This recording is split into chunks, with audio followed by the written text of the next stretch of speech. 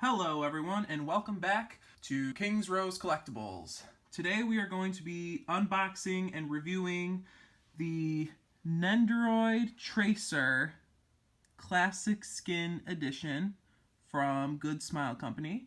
And we have those 3 blind bags left to open from the last video. So, the Tracer Nendoroid, and is it worth it? Should you buy it? I personally am not the biggest fan of the Nendoroid series.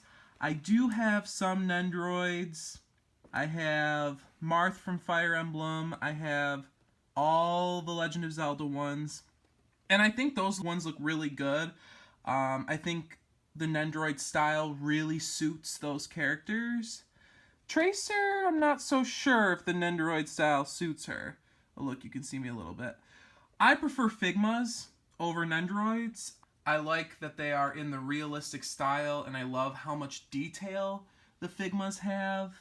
But, of course, the Nendoroid Tracer was announced first, and then the Figma Tracer was announced. So I had this one pre-ordered already, and you cannot cancel pre-orders, and then I pre-ordered the Figma of Tracer, so I also have that coming.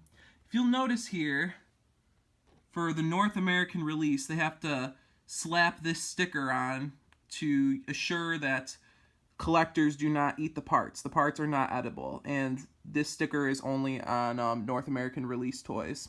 They don't have this in Japan.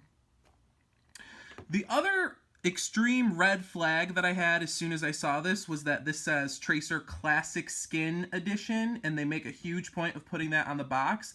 And I have a very bad feeling that that is going to mean that there are going to be color variants of Tracer and Mercy and May, because Mercy and May also have Classic Skin Edition listed right on the box.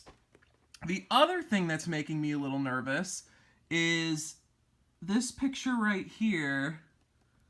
This little detail, her blink effect, originally was shown to be a plastic piece that you could put on the back of Tracer, and I looked briefly in the box and I don't see it at first glance, so I'm going to be really disappointed if they did not include that, because to me that's the only thing that makes the Nendoroid comparable to the Figma, is that it comes, or was supposed to come, with that little plastic piece, whereas the Figma does not come with any kind of blink effect. The Tracer Nendoroid, as well as the other Overwatch Nendoroids, retail at $49.99, which is pretty expensive, and I've noticed the price of figures going up anyway. You can get these off of Blizzard's gear website, but I prefer to order my figures off of Tokyo Otaku Mode, and I will link that in the bottom. Tokyo Otaku Mode, you can earn basically free money with every purchase to put towards your next figure, so therefore she retails at $49.99, but I think I got her for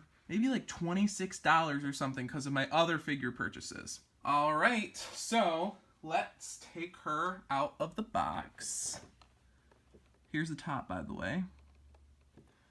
And we want to be very careful.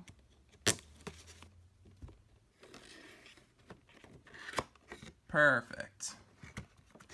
Alright. Remove the front hair portion to exchange expressions. There we go. Alright. Oh, okay. So, right off the bat, on top of the box, we have her little blink effect there. And it looks like it is paper, so it does not look like it is by any means plastic or anything fancy.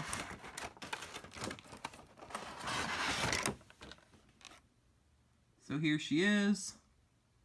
She comes with 2 extra faces, 4 extra hands.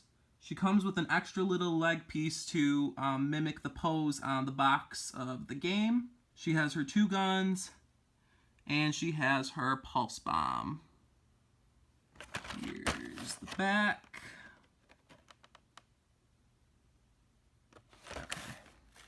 So you should be careful with this because I think this is just paper. So I'm actually going to leave this on for now. I'm not going to touch that. Okay, so one of her guns fell out already. With every Nendoroid, you get a stand as well as an extra neck piece. in case your neck piece breaks. So here we have Tracer, and she comes protected with all of this plastic.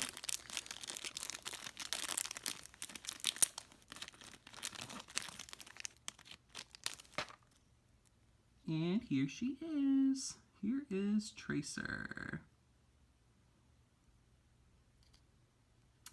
Although I don't prefer Nendoroids, if I had to pick between Nendoroids and Figmas, oh, she's got a little extra piece of plastic. I'm going to leave that on for now. They do a really nice job with the details. For as little as this figure is, they do an excellent job with detail. Of course, they overemphasized her booty.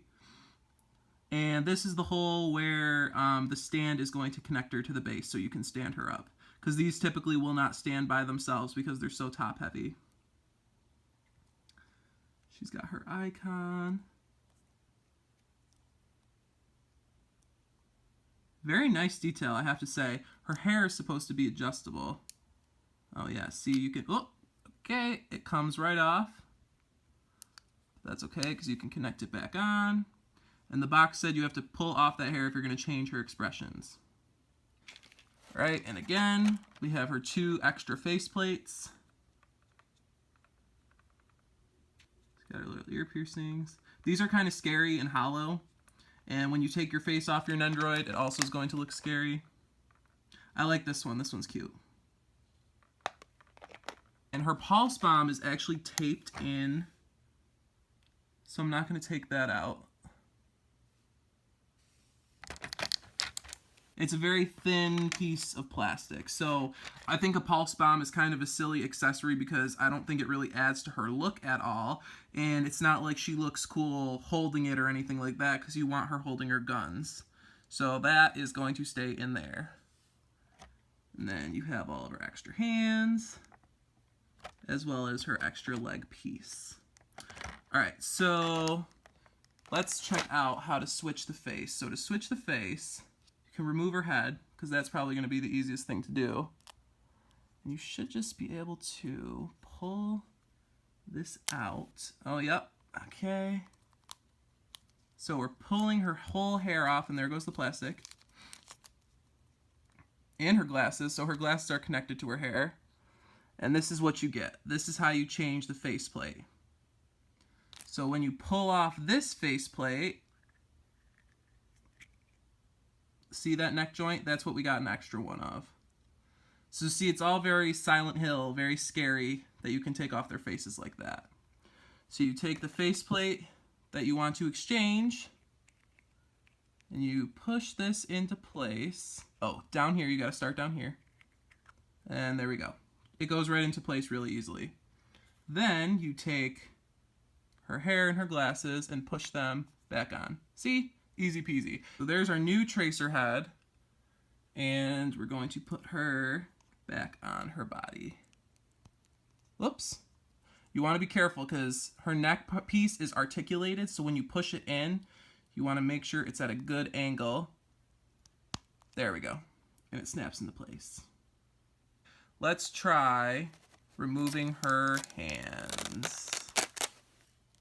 So to change her hands, they come right out, and let's pop them out of here. Put it in like that, and then her gun. It actually has a little hole, see that? And her gun has a little peg. So she's not only going to just hold it, the peg is going to push into her hand. And I think that's a really, really nice touch. So that way she's not just holding on to it. All right, let's do the other hand.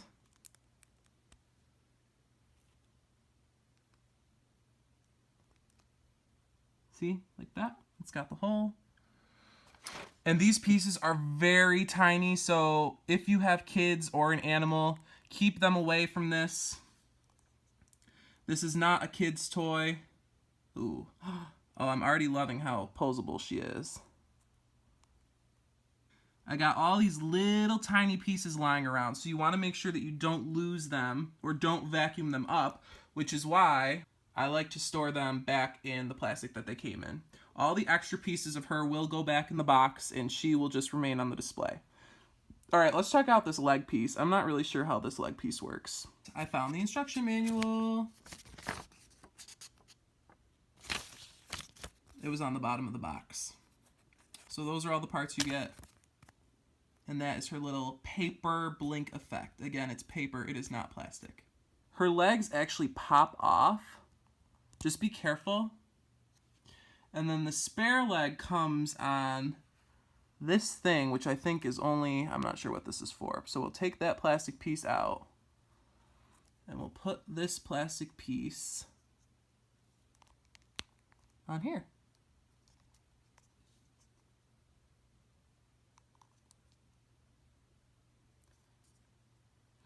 I think that's nice to give her another posability option. Again, these figures are very articulated. She moves very smoothly. Look at that's a good shot right there. Bombs away. Bam. This is what you get for the stand. Plastic bag. All Nendoroid stands look like this unless you get a special edition one. I have the anniversary edition of Chris Redfield, and he comes with a different stand. And there's actually, this part right here is to hold. Let's see if we can focus. All right, I think that's as good as I'm gonna do. Do you see that little slit right there? Right here? That is to put the little paper blink effect so you can watch her zoom by when you pose her. I will not be using that piece of paper because I'm a collector, so I'm going to want to keep it in as good as condition as possible. But she has plenty of displaying options without it. So if you want to use her blink effect, you have to use this extra piece. And again, I can't emphasize enough, you want to be so careful with these tiny pieces because it comes with so many. You can lose them, vacuum them, animals can eat them, kids can eat them. So just be very careful with all of these little tiny pieces. You get this very articulated piece. You get the extra neck piece just in case yours breaks, which I think is a great idea, especially given the price that you pay for these. And this part is going to connect into the back of Tracer. So let's do that. This is important because I just learned this too. They're actually two different size pegs. So you want to make sure you put the right size one into your figure. All right. So it goes in pretty easy. Again, you want to be sure not to force anything. And then the bottom here is going to stick into your base. And you can put it anywhere you want. And look, already she looks pretty cool. All right, so we want her with her guns. You can even put her upside down and her hair going. It's a really nice stand. This is how it looks in the back. You could pose her any way you want. So yeah, I could just play with this for forever. Oh, that's a good one. And you can adjust this. So if you want, you can have her, oops, she fell out. If you want, you can have her standing as close to the base as you can. I think it's nice to have these different height options because when you display certain Nendoroids together, they can interact better. So that's pretty much it. Is it worth the $50? Well, it depends on how diehard of an Overwatch collector you are. I think it's a nice piece, and I'm happier with it now, even more so when I opened it. I was skeptical when it was in the box, and I am glad that it came with the blink effect, even though I will not be opening it. I wish the blink effect was plastic. But overall, she looks really great. I think the Nendoroid style suits her better than I was anticipating. But I still do prefer the Figmas, and when I get the Tracer Figma, I will do a review of that as well. So yeah, look, she looks so nice. So if you have any questions about this, again, please, you can leave a comment below. And now we will move on to the surprises. Okay, lastly, we have 3 Overwatch Backpack Hanger blind bag surprises from UCC Distributing. I reviewed these in my last video, and I will post the link in the description. And these are the ones that I didn't open. So here we go. Which one do you guys think is in here? The first one is regular Reinhardt's. I say regular because, as you saw in my video, there's also the Chase golden variant of Reinhardt. So, we have regular Reinhardt. Next.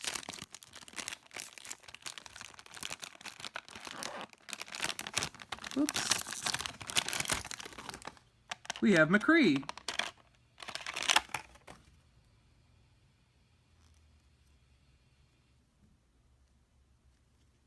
I won't do impressions because someone yelled at me in the last video about me doing impressions. No, I'm kidding. But, you know, it's not as much impressions as it is just saying their voice lines. Alright, and last we have Widowmaker. One shot, one kill.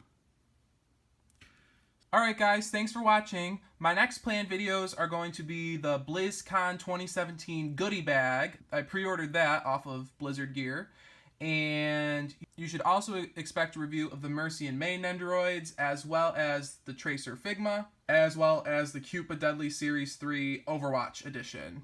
Alright guys, thanks for watching, and remember, the world could always use more heroes.